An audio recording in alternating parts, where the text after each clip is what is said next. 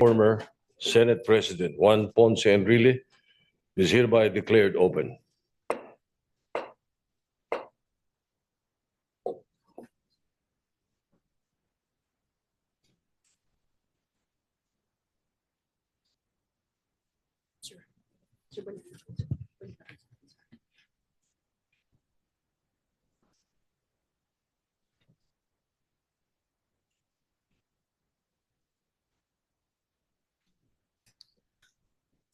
Please rise for the Lord's Prayer to be sung by Los Cantantes de Manila.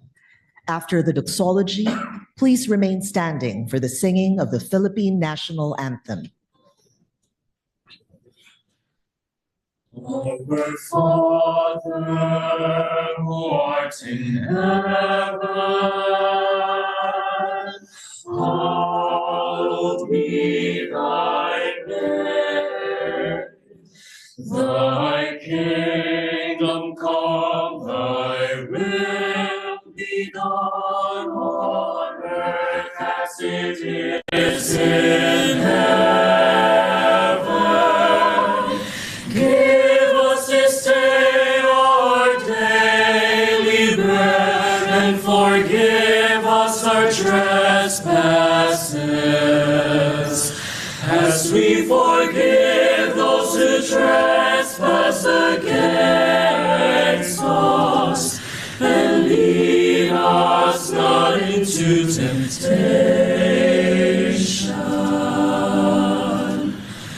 but deliver us from evil.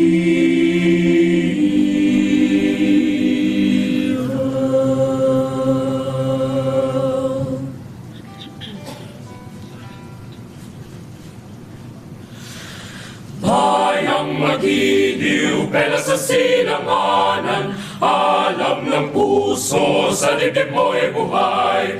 Lupang hinirang, duyat ka ng magiting, sa manlulupig, di ka ba sisihin? Sa dagat at bundok, sa simayan, sa langit pumakaw, may dilag kang tula at awit sa paglayang minamahal. Ang kislat ng watawat mo'y tagumpay na nagdilingning, ang bituin at araw niyang kailan, ang may matililing. Lupa ng araw na may hatid pagsinta, buhay langit sa piling mo. Aming ligaya na pag may mga api, ang mamatay ng dahil sa'yo.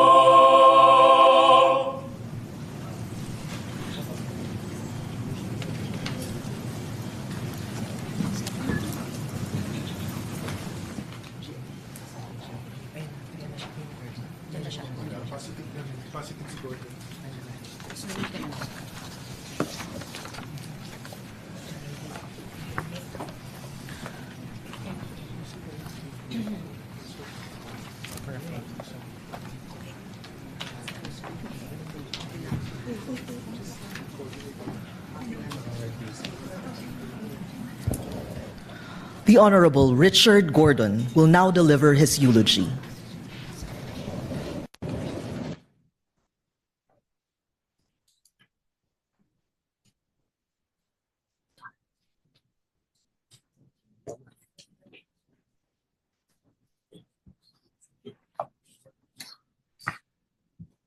Good morning, everyone.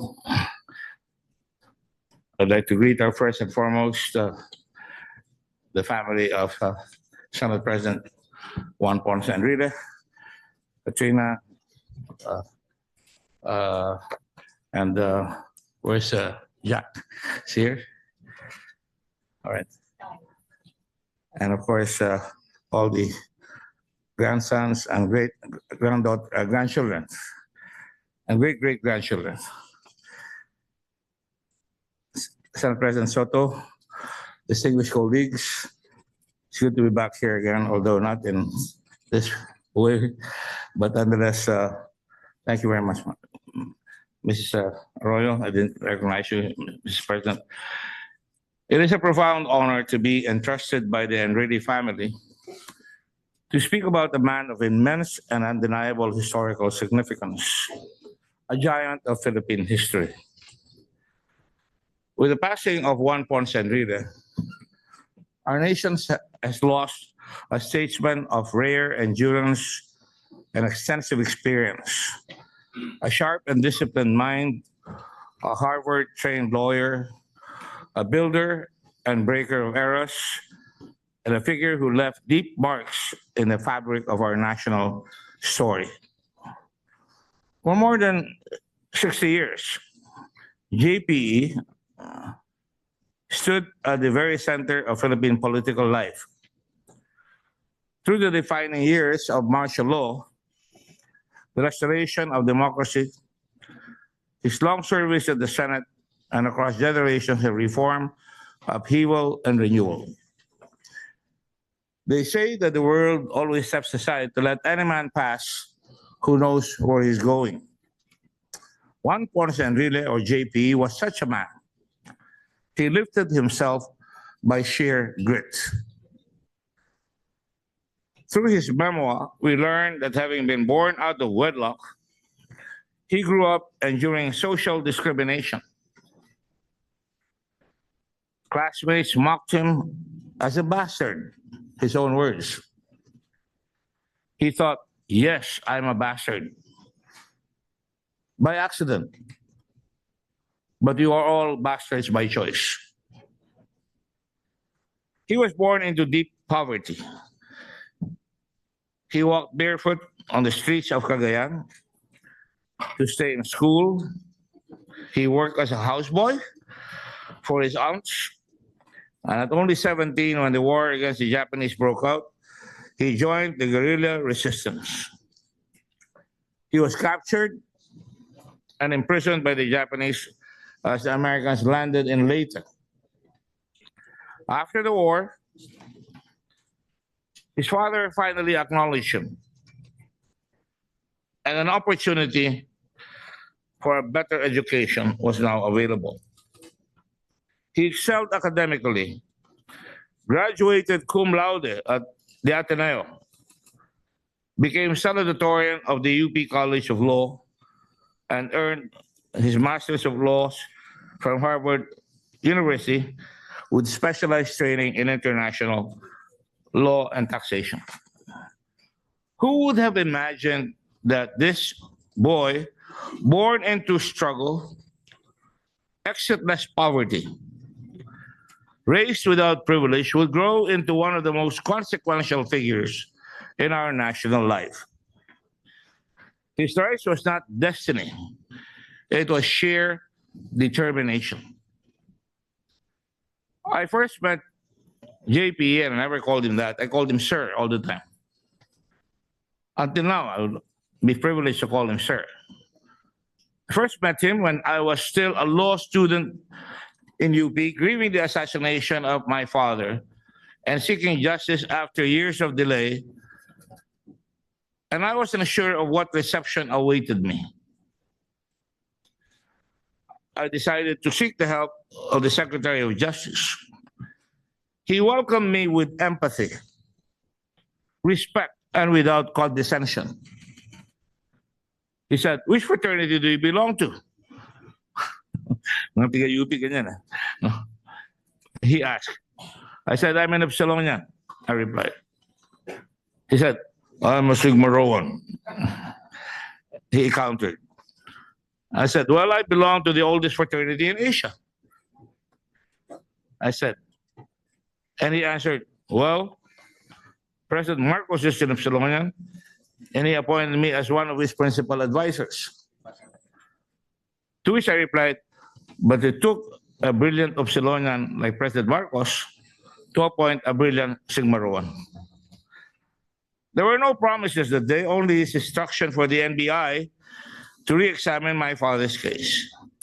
But before I left his office, his words stayed with me. He said, "When you finish law school, come see me and join my office." I was wondering what it was all about, but I never forgot it. I treasured it, in fact. The simple invitation became the foundation of a friendship grounded not in politics, but in humanity and compassion.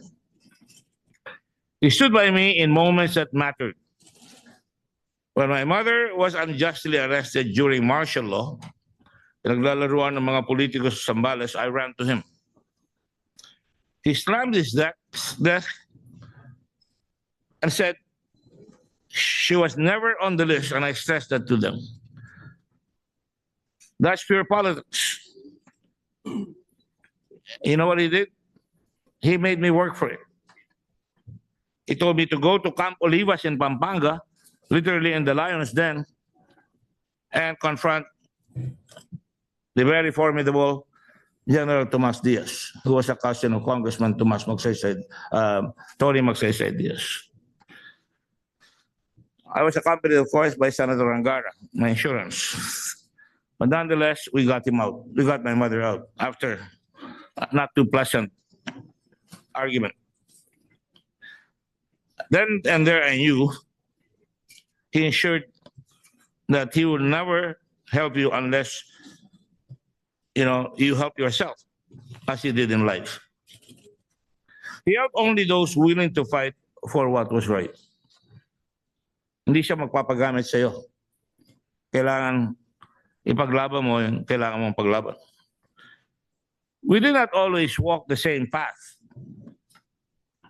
After the killing of my friend and schoolmate, fellow Atenean Evilio Javier, I told him frankly, as I told several allies then, including President Marcos, that I could no longer continue to support the administration.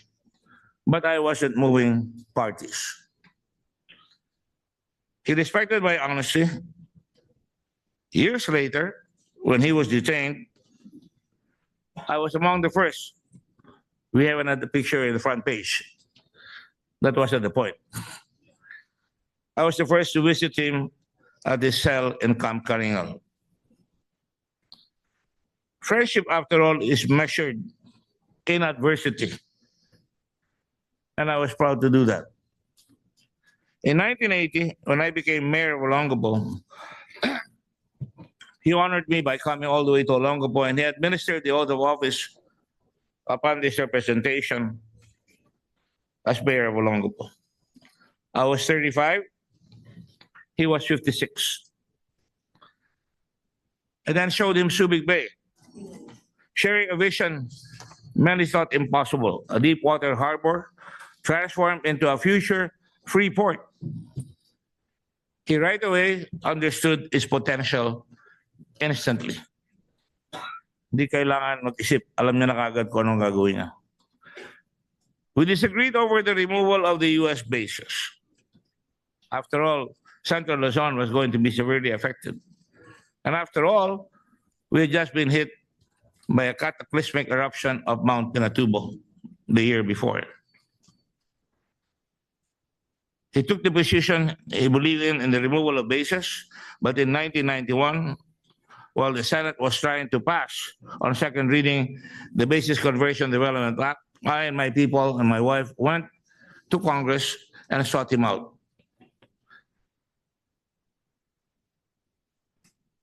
He understood us right away, understood the severity of our people's plight. Pinatubo had devastated us. Clark Field was looted. Our economy teetered. I went to him and said, our people's rice bowls, nabasag po lahat yung hapagkainan namin. And they've been broken. We're suffering. Sir, I said, do you remember the vision I shared when you administered my office as mayor of Olongapo? And I said, we must make the free port real. Despite the bill being late in the process, he acted swiftly. He spoke with Senator Shahani, Senator Angara, Senate President Joey Salonga, who finally said, we remove the bases. We must now help the people who bore the cost. Tens of thousands of people from Central Luzon came daily, particularly from Olongapo, to plead. JPE saw them and he felt their struggle. He helped. When the BCDA law passed, along with SBMA, with just a handful of crucial provisions, it changed history. Subic rose, then Clark, and later Cagayan, which she authored, and Zamboanga as free ports. It was an honor for JPE to recognize the role we played in the success of Subic. But the truth is, without JPE, Subic and Clark would not be the success they became. She was one of the few senators who understood what the free port was, competing with Hong Kong and making sure that it was a special customs territory, separate from the country. Our friendship was not defined by agreement, but by honesty. He was direct, blunt, and even if he disagreed, he told you immediately. But when he believed in you, he supported you completely. Huwag kang magugulat. Mukhang leon, pero may pusong mamon. Hahabulin mo lang at palalabasin mo yung tunay na character ni Juan, Ponce, and Enrile. People will debate his legacy. Ganyan tayo mga Pilipino. As they should. Mag-debate na kayo hanggang gusto ninyo. Anyone who stands at the heart of power for decades, nasa gitna siya, tumaya siya, through storms, transitions, and crisis, will face both admiration and severe criticism. JPE lived with contradictions, shouldered impossible expectations, and made decisions others feared to make. Few men have carried such burdens for so long. Antindi. Talagang naninindigan. Minumura kaliwat kanan, pero talaga may paninindigan. And one thing I must tell you, he never fled the country. Inaatake siya kaliwat kanan. Hindi siya nagpakita na naka-wheelchair. Hindi siya nagpakita na natatakot. Hindi siya umalis, sinarap niya ang mga nanunuliksa at lumabas yung tunay na pagkatao niya. Yet beyond politics, there were lighter days. Birthdays, celebrations, and long talks about where the Philippines should go. Even after the Senate years, our conversations continued. I don't know if Katrina remembers. She called me one night. Her father was in a condo. In fact, I visited him in the hospital and I asked all the people, parang standing room orchestra yung kanyang hospital room. And I said, lumabas nga kayong lahat dyan. Ako si Dr. Gordon ng Red Cross. Baka makahawa pa kayo dyan at makasama pa kayo. And indeed, they did. This time I went to the condo, and what was he doing? He was in the dark with a little light. He had a computer with a big magnifying glass, and he was reading. Reading was something that he never forsook. And I can tell you, pinagalitan pa ako, nagbabasa ka ba? And I remember some of the books he recommended to me, and I looked for it in my library last night. The Accidental Superpower, America. And he was looking at what was happening in the West Philippine Sea and was, in fact, tutoring me on what was going to happen in the future in this part of the world. Before he passed, and before I do that, I sat beside him somewhere here for a long time. And it never ceased to amaze me what this man was capable of. Yung iba, lumilipad, nakikipag-chismis. This man was memorizing the Rubaiyat of Omar Khayyam. Ewan kung maintindihan ni Senator Subirio. Naintindihan niya. No? But believe you me, I read that in Ateneo and pati ako nahilo. Ang haba nun. But he was memorizing it. He was preparing not to be senile, not to be cared for. He was practicing his mind all the time. Pwede nyo minimemorya niya. Subukan nyo basahin yung Rubaiyat of Omar Khayyam. Baka dumugo ang ilong ninyo. Before he passed, he said quietly, and I heard this from a friend, if I hurt people along the way, forgive me. I never meant to. And I know he was capable of that. Walang kaduda-duda sa aking kaisipan niyan.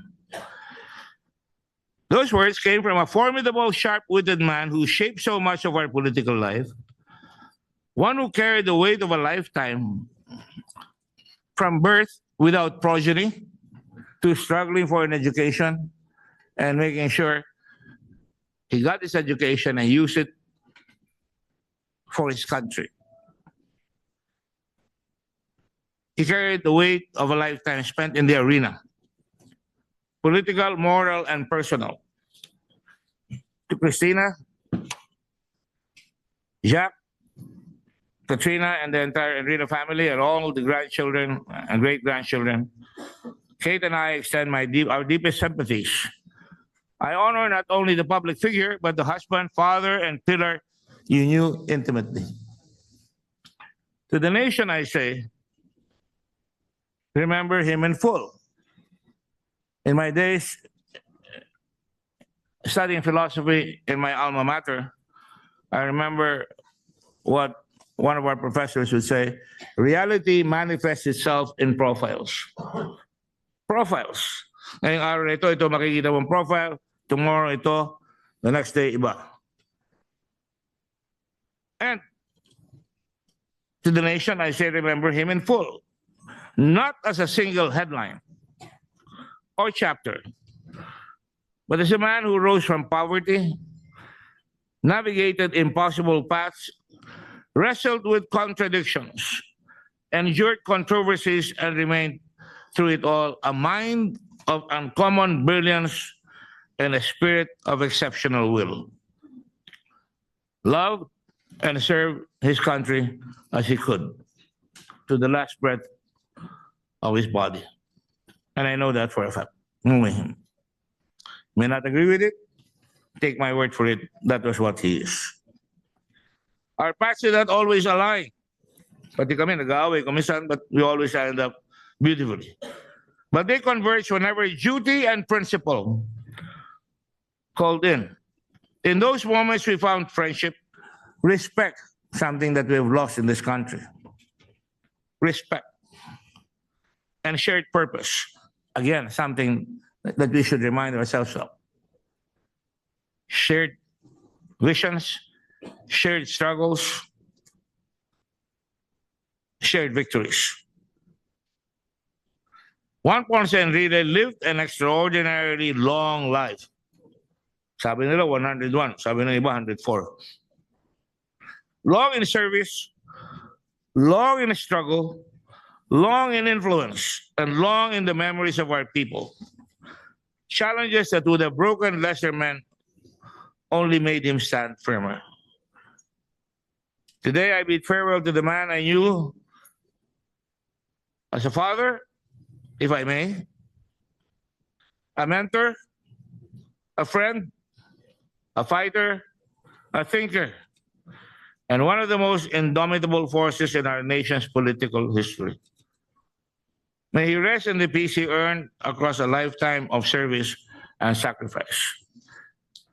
I'm sure you'll be happy with him, our Lord in heaven. Thank you all very much.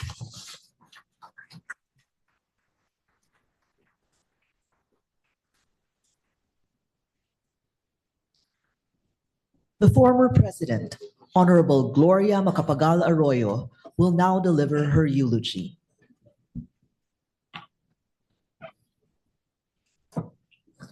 To the family of Mother Johnny Ponce Enrile, my deepest condolences. Senate President Soto, honorable senators, ladies and gentlemen. Juan Ponce Enrile will surely go down in history as one of the most awe-inspiring political figures of our time. Truly a legend in his own lifetime. To many, the legend is rooted in his role as the formidable Secretary of Defense during the martial law years. But he grew beyond that legend with the sheer force of his intelligence, political skill, and powerful presence. He became the most enduring public servant of our era, sometimes intimidating, but always respected by friend and foe alike for his unsurpassed brilliance. Beyond his public achievements, Manang Johnny combined intellect with personal loyalty and kindness. My family remembers this well. And so, of the 5 minutes I was given to make this eulogy, may I spend a couple of minutes about our own personal memories. During martial law, from time to time, my father, former President Diosdado Macapagal, was in limbo. But he sometimes needed to make small requests from the government for minor matters. Because he could no longer reach President Marcos Sr. directly, Dad would write a note, wait for Senator Enrile, Secretary Enrile at that time, at a diplomatic reception, hand it to him, and quietly explain his request. I know of no instance in which Secretary Enrile ever turned my father down, and he unfailingly gave him the dignity due to a former president. For this, my family and I will always have a big place in our hearts and memories for Manang Johnny. So for the baptism of my son, Dato, we asked him to be godfather. It was a role that he warmly accepted.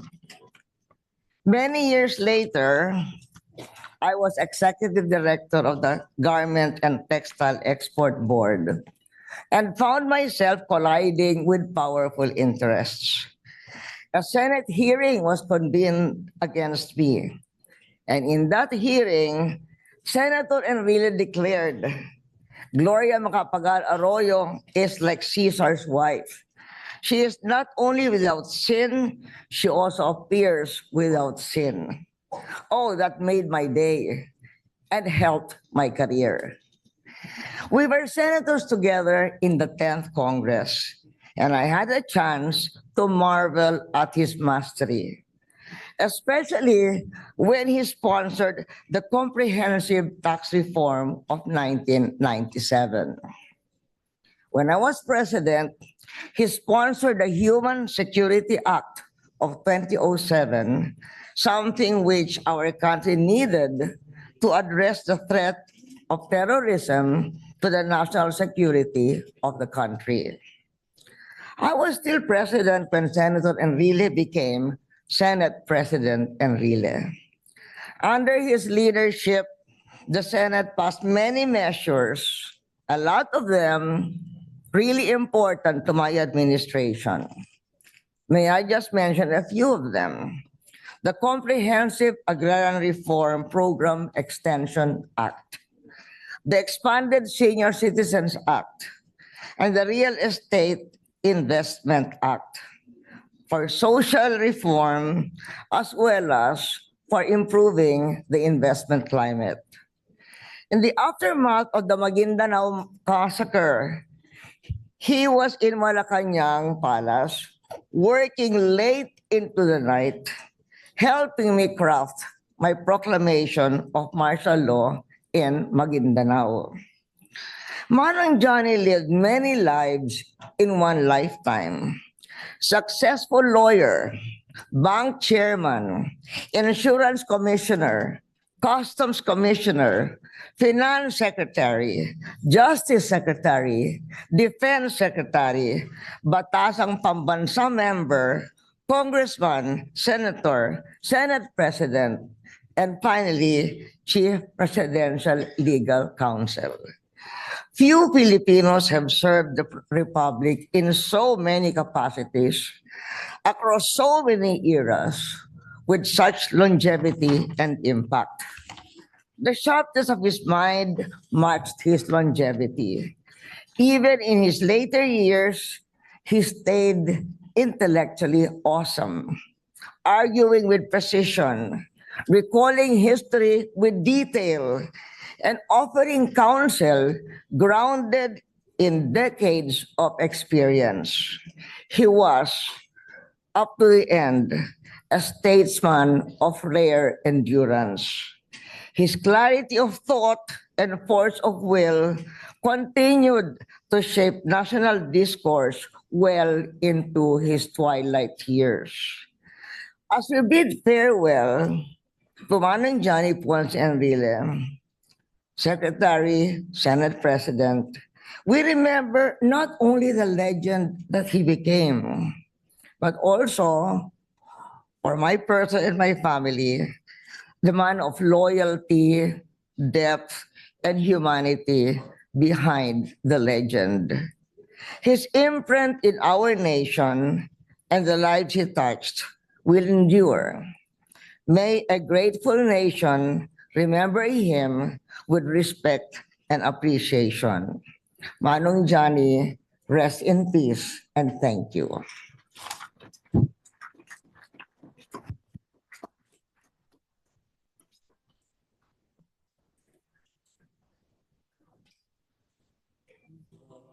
Lord bless you and keep you. The Lord lift his countenance upon you and give you peace. And give you peace. The Lord make his face to shine upon you. And be gracious unto you. And be gracious. The Lord be gracious, gracious unto you. Amen.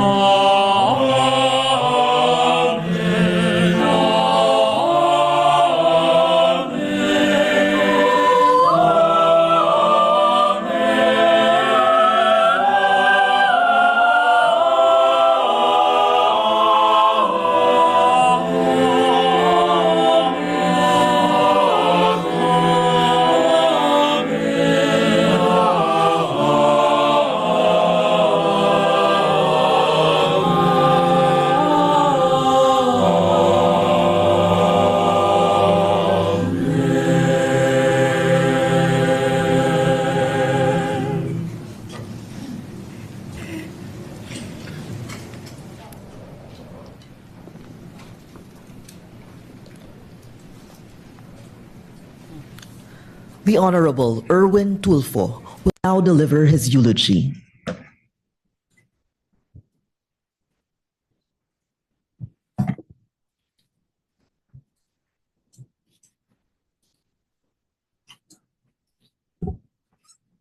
To Miss Katrina and to the entire Ponce Enrile clan, former President Arroyo, Senate President Vicente Soto, colleagues, distinguished guests, ladies and gentlemen, good morning. We gather today in solemn remembrance of Juan Ponce Enrile, a statesman whose long and storied career left a profound imprint on our nation.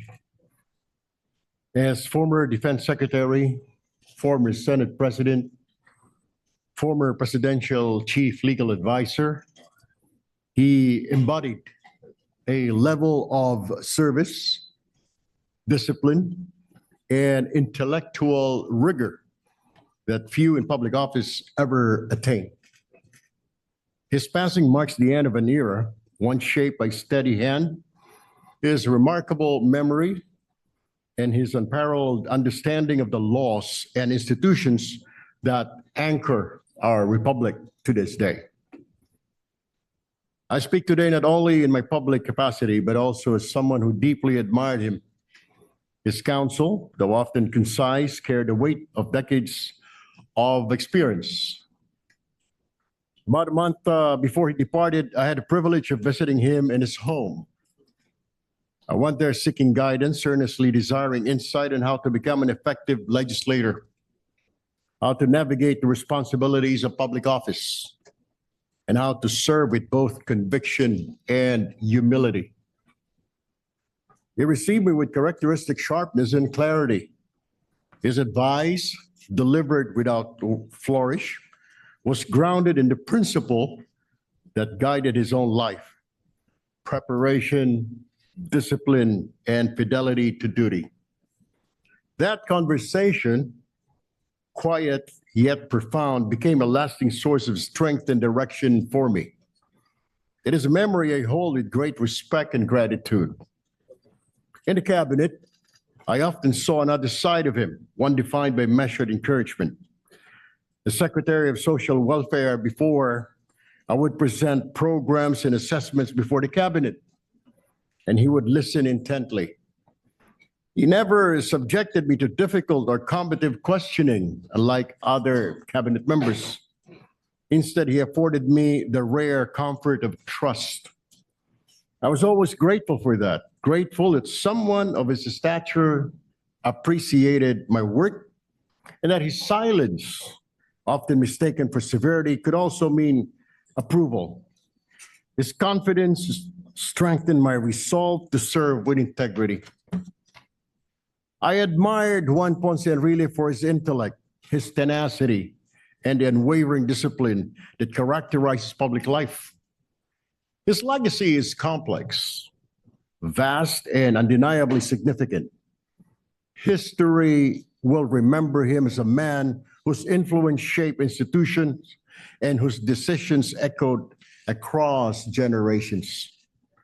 But for those of us who are fortunate enough to learn from him directly, he will also be remembered for his generosity of wisdom and the steadiness of his presence. As we bid him farewell, may we honor his memory by upholding the values he exemplified: dedication to service, clarity of purpose, and a steadfast commitment to the nation. May he rest in peace, and may his legacy continue to guide us in the work he leaves behind. Rest well, Sir Johnny Enrile, and thank you for your service, sir.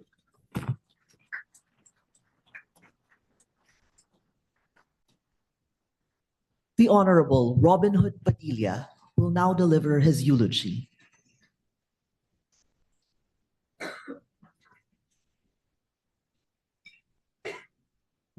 أعوذ بالله من الشيطان الرجيم بسم الله الرحمن الرحيم الحمد لله رب العالمين بسم الله والصلاة والسلام على رسول الله Assalamualaikum warahmatullahi wabarakatuh.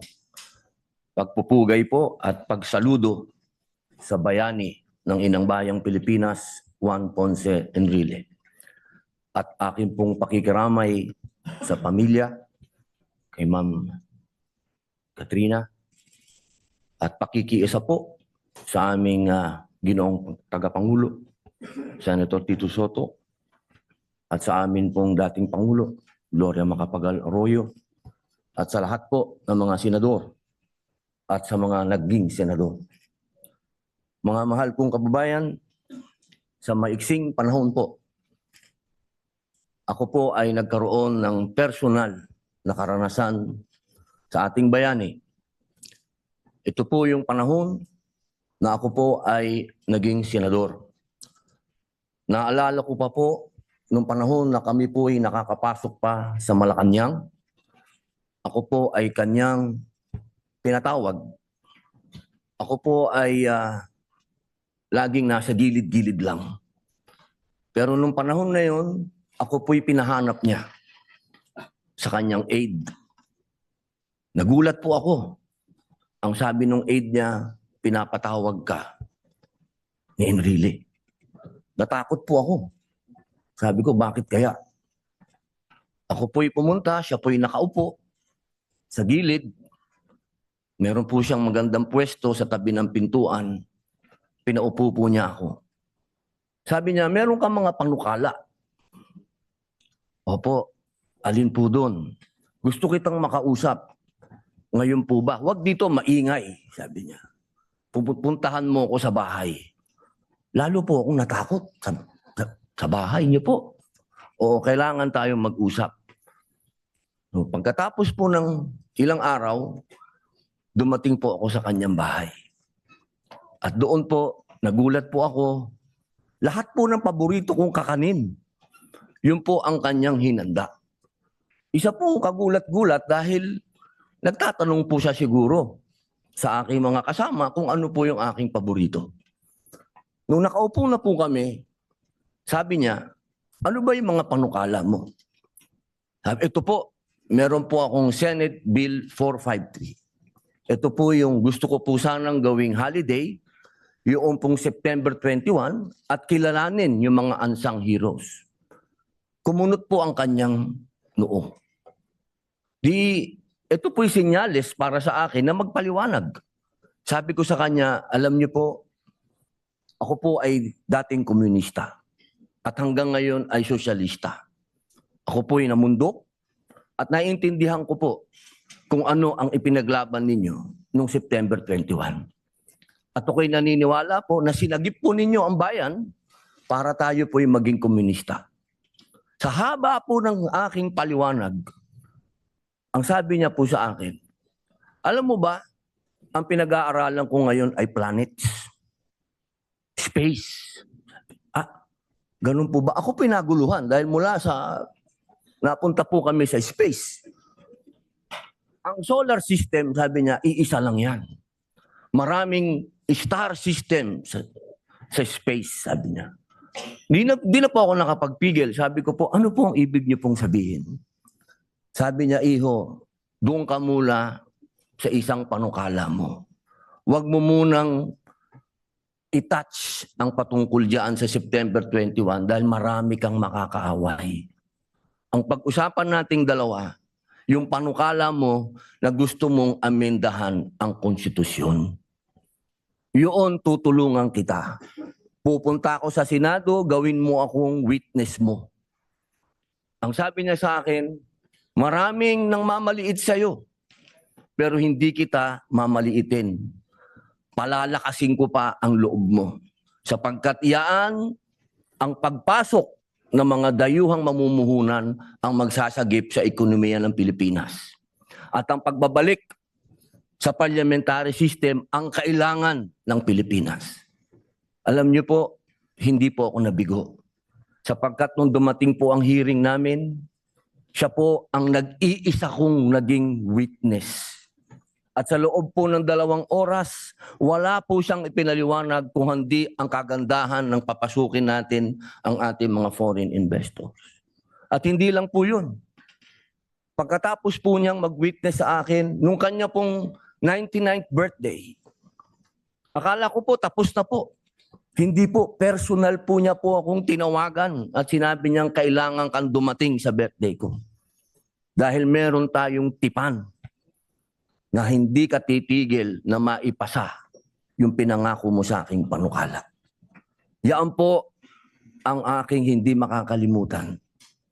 Isang taong alamat, isang taong pag nasasabi po natin isang naglalakad na library, isang kasaysayan, hindi po siya napabilang sa mga nang maliit sa akin.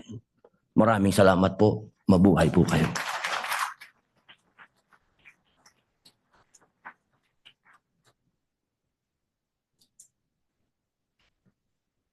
The Honorable Jinggoy Ejercito Estrada will now deliver his eulogy. Good morning. In behalf of my parents, former President Joseph Estrada and former First Lady Senator Loy Ejercito Estrada, I'd like to express our deepest condolences to the family of my mentor, Juan Ponce Enrile. Former President Gloria Macapagal Arroyo, Senate President Tito Soto, my colleagues in the Senate, former colleagues here in the Senate, ladies and gentlemen, good afternoon. I am fortunate to have received from my Creator a longer time here on earth. That's longevity, not immortality. Those were the very words uttered by Juan Valentin Forganan, better known to the nation as Juan Ponce Enrile, JPE, or to us who were privileged to be close to him, simply Manong Johnny. Beyond the memes that attempted to parody the long, storied life of one of the most consequential political figures in recent history is a man who was, in truth, larger than life. And I am fortunate not only to have worked alongside him in the halls of this august chamber, but to have been mentored by him and given the rare chance to know him up close. Hindi kaila sa publiko ang pagiging malapit niya sa aming pamilya bago pa man kami nagkasama dito sa Senado. Makailang ulit niyang ipinamalas ang pagpapalaga niya sa amin, lalong-lalo na po sa aking ama. I can never forget him, nor repay him for this extraordinary act of kindness he wrote in his memoir, recalling how my father insisted on accompanying him in a closed van on the way to the NBI headquarters sometime in February 1990 when he was arrested, just to make sure Manong Johnny was safe from harm and spared from further humiliation by a media crowd eager to capture his fingerprinting and mugshots. Yet, he did repay my father many, many times over, and that profound expression of gratitude extended even to us, his children. Kung noon ay dinamayan siya ng aking ama, ibinalik naman niya ito nung ako at ang aking ama naman ang inaresto at ikinulong. Isa siya sa mga kaibigan na nagpatunay at tumupad sa mga salitang walang iwanan. In the final hours leading up to my father's departure from Malacanang, hours marked by emotional farewells and deep political uncertainty, one person stood out and gave a crucial piece of advice. Amid a flurry of discussions and on the eve of our eventual leaving from the palace, Manong Johnny went there and told my father to remain strong, especially for our family. He then whispered and advised my father not to sign anything else except a prepared official statement which he had carefully read, reviewed, and approved, lest anything else be twisted as a resignation letter. That short but emphatic counsel proved vital, and it was one of the pillars upon which my father stood to show the nation that he was unjustly removed from office, that his departure from Malacanang was for no other reason than to avoid bloodshed. When the Arroyo administration assumed power, Manong Johnny was asked to help. He agreed, but with one clear condition, that he would never abandon my father, whom he considered as a dear friend. Sinabi niya, tutulong ako kung ano ang kaya ko para sa ating bansa. Huwag niyo lang ako palayuin kay Erap. Mas kailangan niya ako ngayon. That was Manong Johnny, a true and faithful friend indeed. Sa huling pagkakataon, nung ako naman ang kailangan niya samahan sa detention facility sa Camp Crame, mahigit isang dekada na nakakalipas, literal na sinamahan po ako ni Manong Johnny. But levity aside, words are not enough to describe the warmth and fatherly affection shown to me by Manong Johnny.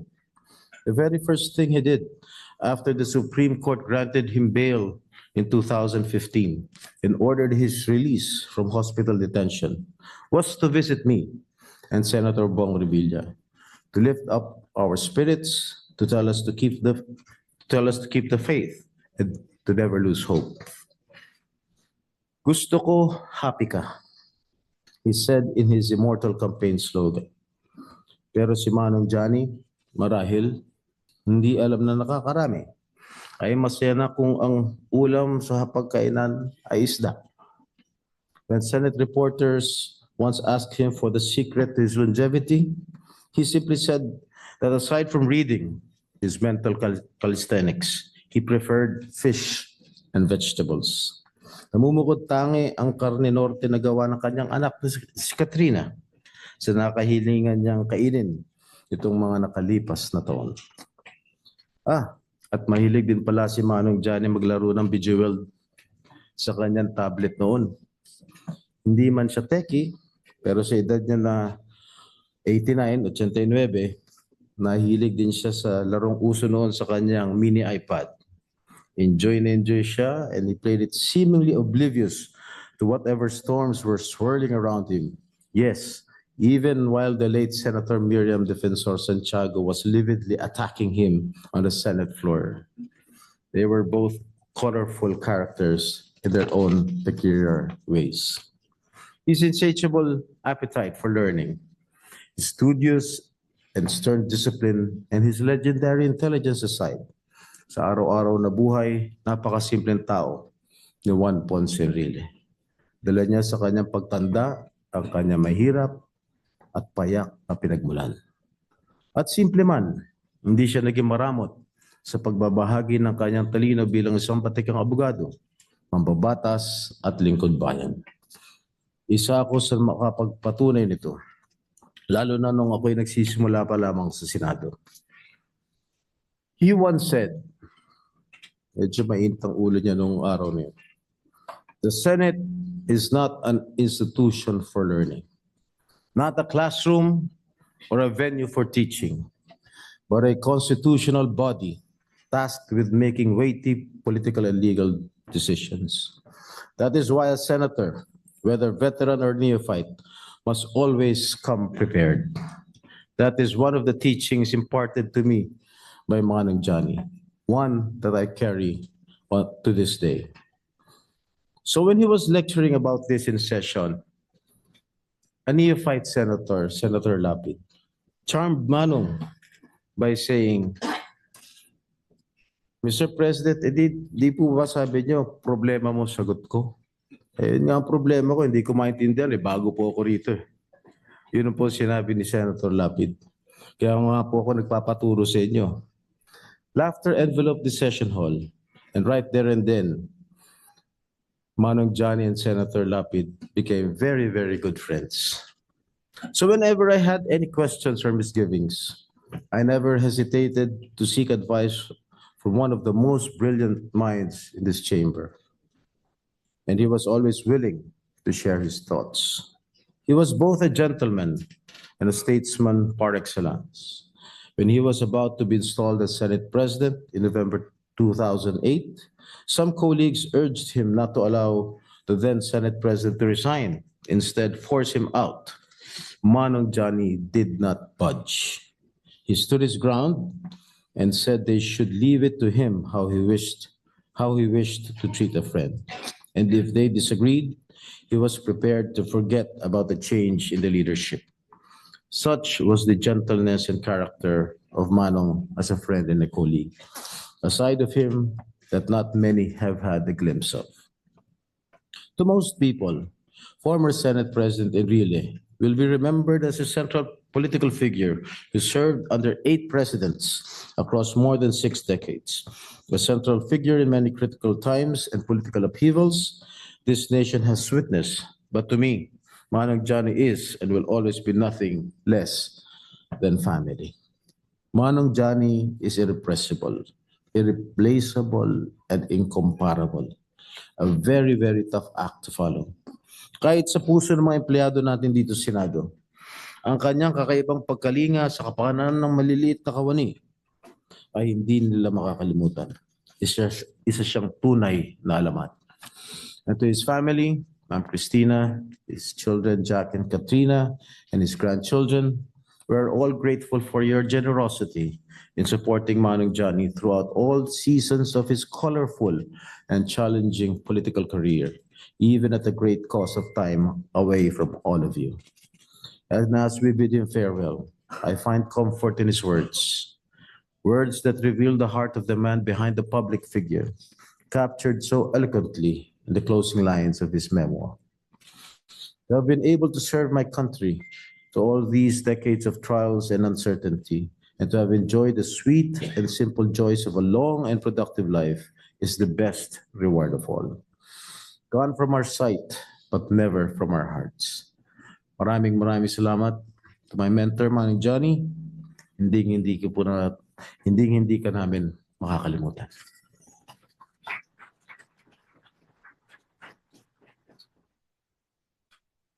The Honorable Joseph Victor Ejercito will now deliver his eulogy. Sa pamilya po, si Manong Johnny, kay Katrina, kay Jack at sa buong pamilya ng Enrile, sa ating pong Senate President Vicente Soto, sa ating pong former President Gloria Macapagal Arroyo, sa ating pong mga kasamahan, sa pong magandang umaga sa inyo lahat. Sa dami po na nagsalita at sa mga nagsaad ng nagawa ni Manong Johnny Enrile, hindi na sana ako tatayo. Ngunit hindi pwedeng palagpasin dahil ako po ay ang unang pag-akbang ko rito sa Senado. Talagang panay ka ba ang aking pong naramdaman? Dahil no ako po ay nanalo bilang senador noong 2013, alam naman natin ang Senado ay ibang level na. Nung paglakad ko rito, ang manakasalubong ko, si Miriam Defensor Santiago, Frank Drilon, nasabi ko, naku, mukhang ibang level talaga to, kaya ko ba ito? Tama ba ang pwesto kong pinasukan? At nung paupo na ako, during the first session day, ang katabi ko naman si Juan Ponce Enrile. Dahil alphabetical po. Ngunit kakaiba po, sa halip na ako po ay ma-intimidate, sa halip na ako maging hindi po palagay, bilang isang seatmate, ay naging komportable lagi ako kinakausap ni Manong Johnny. And from time to time, no, he will impart the words of wisdom and knowledge to a neophyte senator like me. Nakakatuwa po na minsan pag may pag-uusapan ho kami, siya pa ho ang pupunta sa aking opisina. Nasabi ko ako na lang, hindi, hintayin mo ako dyan. At ilang beses na ako'y dinalaw niya sa aking pong opisina. JP was a natural mentor, sharing wisdom generously to the young people, to the young legislators like me. At sabi nga na aking kapatid, during his idle time, pag hindi siya nagbabasa, siya naglalaro sa kanyang iPad. Sabi ko, Manong Johnny, ba't kayo naglalaro? Parang aking isipan ay tuloy-tuloy na gumagana. So that is probably the reason why he maintains his sharpness through the years. Nabanggit din po na siguro isa sa akin pinaka hindi makakalimutan na pangyayari na kami po yung mag-seatmate ay yung po pinakaaway nila ni Senator Miriam Santiago. Tinayo po ang podium dyan sa harapan, si Senator Enrile, ako po. At talagang matindi ang away nila, gigil na gigil si Senator Santiago. Kinakabahan ako, baka mabato yung baso. Ganun kagalit, katindi ang away nila nung panahon na yon. But Manong Johnny would maintain his composure, looking at his iPad and looking at Senator Santiago and flashing that famous sheepy smile of his. Napaka-cool po ni Manong Johnny. Hindi po siya napipikon. At I will never also forget those times, the most difficult times in our lives. He was always there to provide comfort, just like a father to all of us. Hindi ko po malilimutan. Sa akin po lahat ng laban, kahit na lagi pong hindi po tayo, medyo mabigat ang laban, nung huli, nagkasalubong po kami sa somewhere in Bicol, yung motorcade ko dahil ako po independent, nag-iisa, na umiikot, nakasalubong ko po yung convoy niya at kilala ko po yung sasakyan. Pinigil po kami at bumaba rin po siya ng sasakyan and he hugged me. Sabi ko, Manong Johnny, mahirap ang laban ko. Sabi niya, huwag kang mawawala ng pag-asa. Kayang-kaya mo yan. At nandito ako para sumuporta sa iyo. Manong Johnny, it has been a privilege and an honor to be your seatmate, your colleague. Ako'y natutuwa na ako'y nabigyan ng pagkakataon na makasama ang isang masasabi nating legend in Philippine politics and government service na hanggang sa huling hininga ni Juan Ponce Enrile, siya po ay nagsisilbi sa ating bayan. In my last encounter with him, kahit na medyo malabo ng kanyang mata, I would always approach him sa mga ledak at yung, I think yung last was the birthday ng Malacanang. Sa Manong Johnny, si JB po. Sabi niya, "Ay JB, kamusta? Kamusta mo ako sa daddy mo? Pagbutihin mo." So, even at that advanced age, he never forgets to show his care and compassion. Manong Johnny, sana po balang araw, alam kong marami tayong hamon na kinakaharap ngayon. Pero yung pangarap sa bawat Pilipino na gusto mo maging happy ang bawat Pilipino, balang araw ay sana ay maging katotohanan. Maraming salamat sa iyong pagsisilbi sa sambayan ng Pilipino.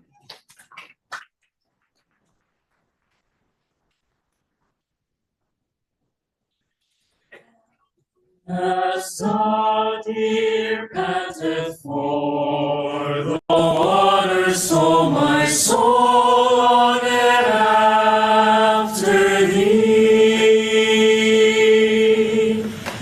You alone are my heart's desire, and I long to worship thee. You alone are my strength and shield.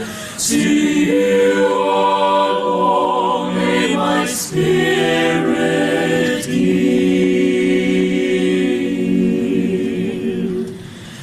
You alone are my heart's desire, and I long to worship thee. You're my friend and you are my brother, even though you are a king. I love you more than any other, so much more than anything. Oh, you alone are my strength and shield. To you alone may my spirit yield.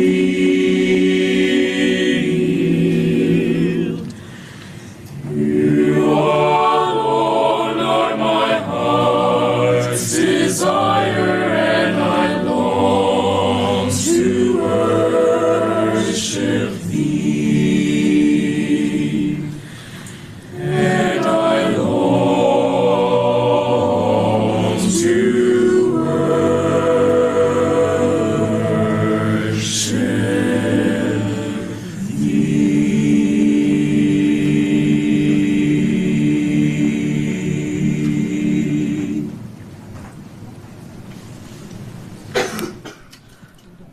The Majority Leader, Honorable Juan Miguel Zubiri, will now deliver his eulogy.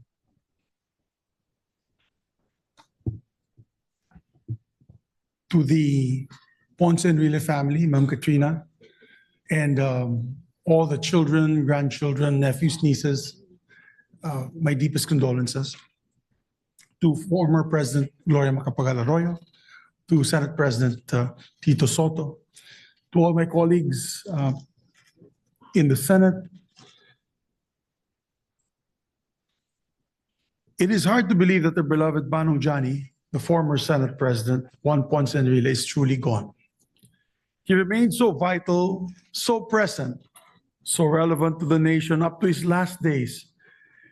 And it was no stretch of the imagination to believe that he would outlive us all and be around forever. As a matter of fact, he probably was the oldest secretary ever to hold office. I think the Guinness Book of World Records should give him that distinction. Just last year, he was here with us to receive our Senate resolution honoring him for his life's work. He was over 100 years old, already wheelchair bound, but his mind was as sharp as ever, And he gave an insightful and inspiring message of gratitude. No script, no preparation, and it was a moment to behold when we listened to him give his acceptance speech. 1 year later, here we are, honoring him again, one last time, for this singularly brilliant man. Manong Johnny was, with no exaggeration, a giant among us. We learn our history, he lived it, shaped it even. We dream of change, he led a coup that paved the way for a revolution. He was never one to sit and watch history unfold as he turned the pages himself. It is hard to imagine that this country would look like without Manong Johnny and his maverick leadership and the sheer brilliance of the good senator. Among the many hats he has worn, he was Finance Secretary, Justice Secretary, Defense Secretary, a member of the House of Representatives, a member of the Batasan Pambansa, a senator, and one of our longest serving senators at that. And of course, we fondly know him as the Senate President that we loved. And he continued to serve his country until his last days, offering sharp and invaluable insight as the Chief Presidential Legal Counsel. He is the mind behind landmark laws such as the Comprehensive Tax Reform Law, the Human Security Act, and the Philippine Competition Act, many others. And he always provided crucial legal wisdom and questioning that helped strengthen all the measures that he steered as Senate leader. But despite his towering and enduring presence in Philippine politics, he was humble and hardworking as anyone. When he was a senator, he was here every day. And he was always working, and he would always make sure that he opened the sessions. And when I was a neophyte senator back in the 14th Congress, he readily took me as majority leader when I was elected when he was elected rather as Senate President. He believed in me when I didn't believe in myself, when I didn't believe that I could do the job of being a majority leader. And I could fondly recall that there was a day that they called me to the presidential suite of the Sofitel. And I did not know why. It was Senator Edangara who called me there. And when I came up to the presidential suite, I saw Manong Johnny, the likes of course, Senator Angara, Senator Marojas, and many other distinguished senators that were there. And I said, I'm in the presence of great leaders of the Senate. I was just in my first year, or yes, a year and a half in this institution. And it was then when they asked me to be his majority floor leader, and I said, I've just been a year old in the Senate. I'm all with so many of these leaders. How can I be their majority leader? That was the time when Senator Drilon was there, Senator Miriam Defensor Santiago, Senator Manny Villar, and many other distinguished senators at that time. And Senator Juan Nene Pimentel and all. And he took me aside with Senator Angara. He was tapping my chest and said, "You can do it, Migs. I believe in you and I will help you." When he said that, I was completely disarmed and I said, I will do my best, Mr. President. He showed me the ropes of legislation like a father to a son. And like a father to a son, he could be strict and quick to anger. We know that when we make our mistakes. But at the same time, he was comforting and understanding when he saw that you were trying your best. And I remember in that room, Senator Dick Gordon was there as well in that meeting. And more than anything, more than anything, when he was comforting and supportive, was what made him a great leader. As mentioned earlier by Senator Jinggoy, he would mentor also Senator Lito Lapid, and many of us. He was a formidable statesman, but a kind mentor. He was always generous with his time, always ready to pass his knowledge forward, and always ready to shepherd less experienced colleagues. And I'm very, very grateful to have learned under his wing. And he must have taught me well because this is my fourth time as majority leader. And, you know, he didn't make my work very difficult. I did not have to make necessary motions on the floor because he would rule so well in the rostrum that nobody else could question his ruling. And that was it. And we continued the day. I treasure my memories of our Senate caucuses with Senate President Enrile. I would remember Senator Lacson, Senator Honasan, myself, and many other senators would sit in the Senate President's lounge upstairs when he would talk about his previous experiences and the discussions that we had on the floor. And he would say, and if we would try to amend the law, like the Immigration Act, which was a 1935 law and several other laws, he would tell us, I know that law because I helped craft that law many, many years ago, 50 years ago. And he would explain to us the rationale of each and every law. And we were grateful to him for all that experience he was sharing with us. He called it, and you know, my dear colleagues, his brilliance. No, we were trying to absorb the legal brilliance and his deep institutional knowledge. And I would think, here's a man who has seen it all and lived it all.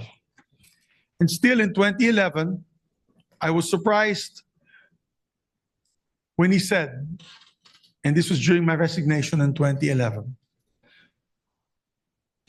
from the rostrum, he couldn't believe that I was going to resign. I think it was the first time a senator ever resigned out of delicadeza.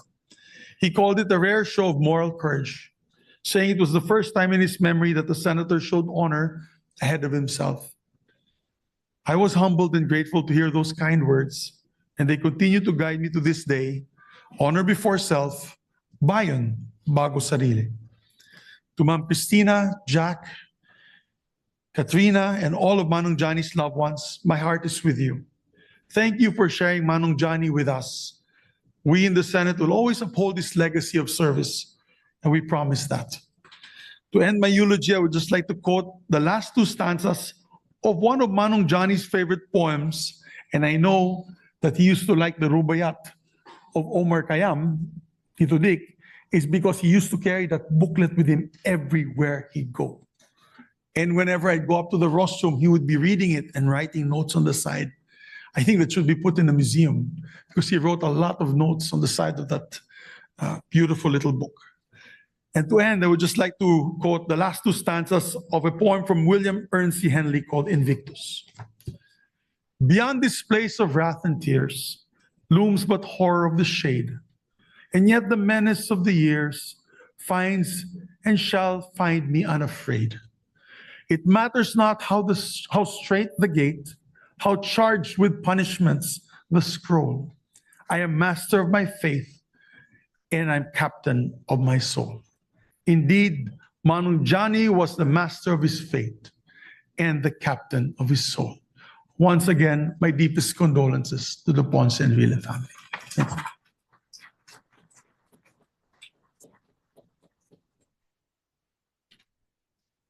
The Senate President pro tempore, Honorable Panfilo Lacson, will now deliver his eulogy.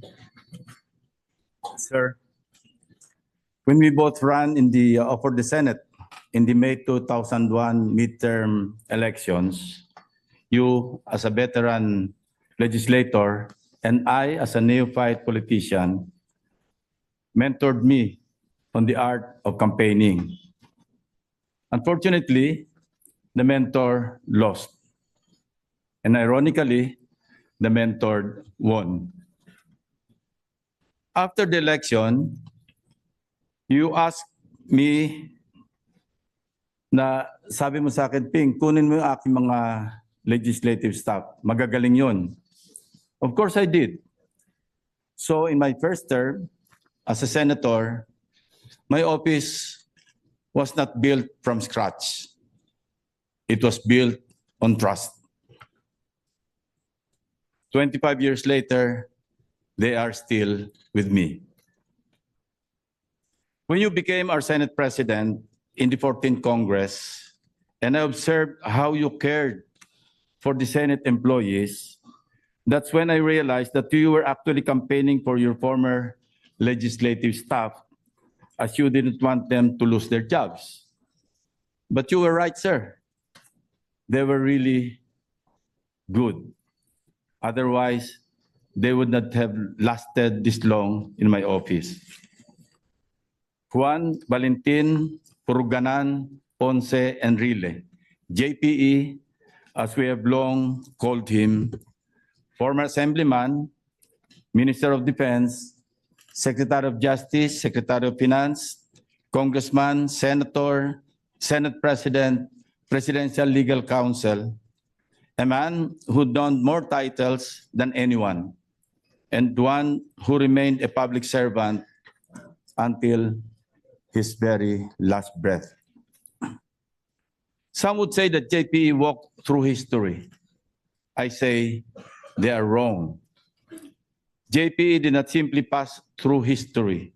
He walked alongside it, making sure that he stood at its center, witnessing every halt and turn, leaving a mark in every stride. But even in his many stories, no one can trivialize or exaggerate who JPE was. No historian, no colleague, no friend. He was more than his career, which spanned 7 or 8 presidents. He was more than his many depictions as a hero or heel, friend or foe. He was more than his place in the annals of history, from being at the heights of power to the lowest caste. He was more than the river boy from Cagayan, the political powerhouse, a looming figure in our society. He was the sum of all our stories as a nation. I vividly remember, as if it were only yesterday, back in the 14th Congress, I had the privilege of standing on this very hall to nominate JPE as the new Senate President after then Senate President Manuel Villar Jr. resigned from his post. With 14 senators supporting the nomination, he formally took his oath as the 21st Senate President of the Republic of the Philippines, taking helm of the institution he helped build from the foundation of democracy. The walls of this chamber would remember the weight of his gavel, his legal acumen, and mental acuity. Most importantly, his unmistakable quality of fairness, as the media would describe, in presiding over the impeachment trial of the late Chief Justice of the Supreme Court, Renato Corona. Nasisigurado ko rin pong walang kawani ng Senado na nakaranas maglingkod sa ilalim ng inyong liderato ang hindi sasang-ayon sa tunay na pagkilala at pagtataguyod ni Senate President Enrile sa karapatan ng mga ordinaryong manggagawa. JP will not be lost to memory. That much is certain.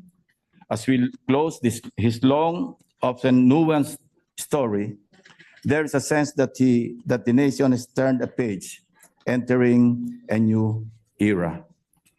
May this dawn be more than just a marker, but a moment of national introspection. May you challenge us to finally distill the enduring lessons from the vast, winding story he leaves behind. Thank you, sir.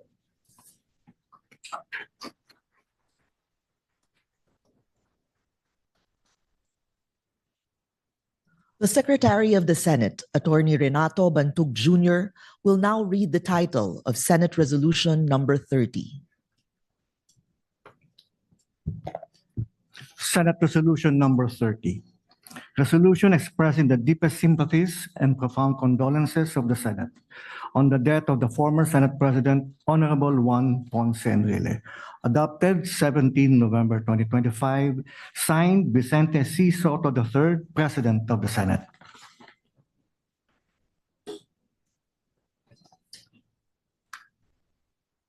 The Senate President, together with the incumbent senators present, will now present the resolution to the family of the late former Senate President, Juan Ponce Enrile.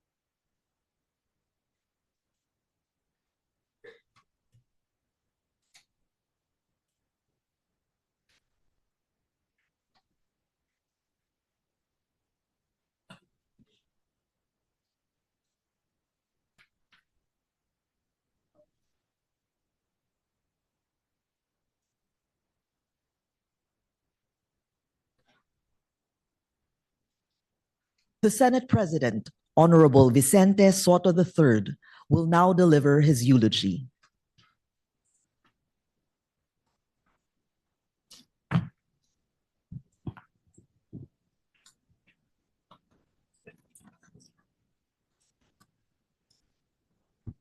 This day, we not only mourn, but celebrate the life and accomplishments of Mano Johnny. He leaves behind a legacy that not only reverberates and echoes through these walls, but throughout our nation.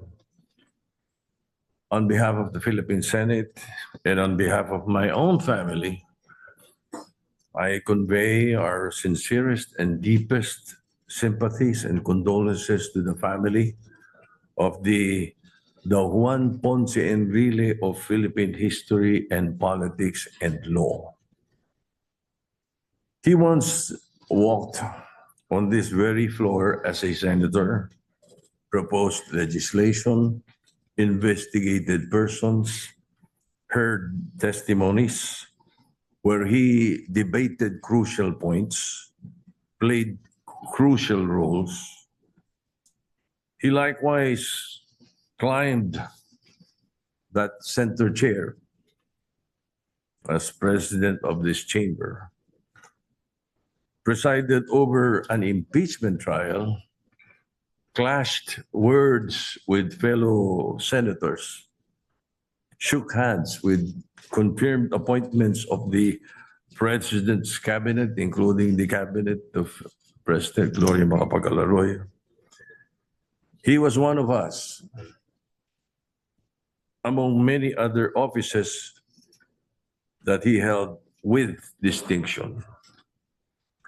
As Shakespeare said in Julius Caesar, he was a friend, faithful and just to me.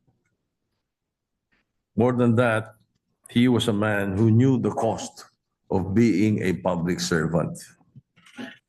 Its impossible choices, its burdens, and frankly, its loneliness. However, he still chose to serve for 6 decades. Juan Ponce Enrile's public service record covers 8 presidencies, as mentioned, from Ferdinand Enrile Marcos in 1968 to Ferdinand Romualdez Marcos in 2025. It was a roller coaster ride in tandem with the history of the Philippines, with high and low points, with choices and chances taken. And through it all, reaching the finish line in the ripe age of 103. Akala nyo, 101, no? 103. We met around the mid-70s when he was Minister of National Defense through my best friend and bowling buddy, Armando Ponce Enrile, his youngest brother. He was a dear friend, Paring Toti, who introduced me, who incidentally went ahead of him a few days ago. And I now recall why Katrina and I were talking just a few days ago while Mano Johnny was in the ICU. It is because of Toti, Paring Toti. So when Mano Johnny goes to the other side, he will be surprised to see Paring Toti waiting for him, the youngest brother, because Katrina never told him that Toti went ahead. Malamang sasabihin ni Mano Johnny, anong ginagawa mo rito? Nauna ka pa sa akin. I had the good fortune of being a senator myself when he was, and being a fledgling senator that I was in 1992. I easily gravitated around the wise and fatherly figure whom I fondly call Mano Johnny. Together with my old senator friends, in the 9th Congress who are here present with us. He was a force to reckon with. Wherever it was that he inhabited, in the silence of his room, the logic of his choices, and later the public clamor. His place in history perhaps will take time to steady till the pendulum of judgment by historians and the people settle to its final repose. He had personal, official, and legal battle. In his book, he confesses, I quote, "I have no intention to look good at the expense of others or to settle old scores with anyone. Of my personal battles, I won some and lost some. My survival over the vicissitudes of life, over injustice, cruelty, and my successes, great or small, I can only attribute to God and guts." End of quote. Paalang Manong Johnny, our dear friend, my dear friend, JPE, my president, we love you. Alam namin, happy ka.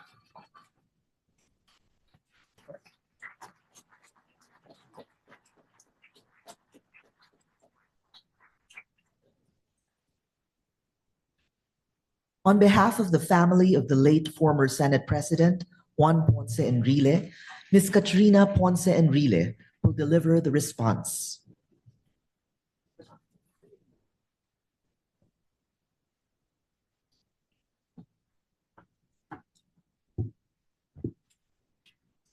Former President Gloria Macapagal Arroyo, distinguished Senate President, honorable senators, ladies and gentlemen, 23 years. That's how long these halls knew the measured steps of Juan Ponce Enrile. That's how many years you called him Manong Johnny. Not out of obligation, but out of genuine affection for a man who understood something vital. That this chamber's true power lies not in its votes, but in its capacity for grace. Senate President Tito Soto spoke of the loneliness of public service. My father knew that loneliness. A century of impossible choices, of watching allies become adversaries, with shifting political seasons. But here's what sustained him: this chamber. You called him a mentor, but he saw you as teachers too. From the youngest neophyte senator to the most seasoned veteran, he believed each of you carried wisdom this nation needed. When senators knocked on his door, whether from the majority or the minority, from the administration or the opposition, those distinctions dissolved. What mattered was your love for the Philippines. That was the only credential he required. This resolution honors his titles, but you honored something deeper. You proved his deepest faith correct, that the Senate could be more than a battlefield. that Manong Johnny could be both fierce opposition and first counsel. That respect could survive even our deepest divisions. His door is closed now. But what it represented cannot be closed. Not if the Senate he loved is to remain what he believed it could be. On behalf of the Ponce Enrile family, we receive your resolution not just as an honor, but as a promise that in this chamber, wisdom will outweigh politics, that service will transcend self, that Manong Johnny's door is closed, that although Manong Johnny's door is closed, his spirit of mentorship and grace remains forever open. Thank you for the 23 years of calling him Manong Johnny. Thank you for proving him right about what this chamber could be. Maraming salamat po.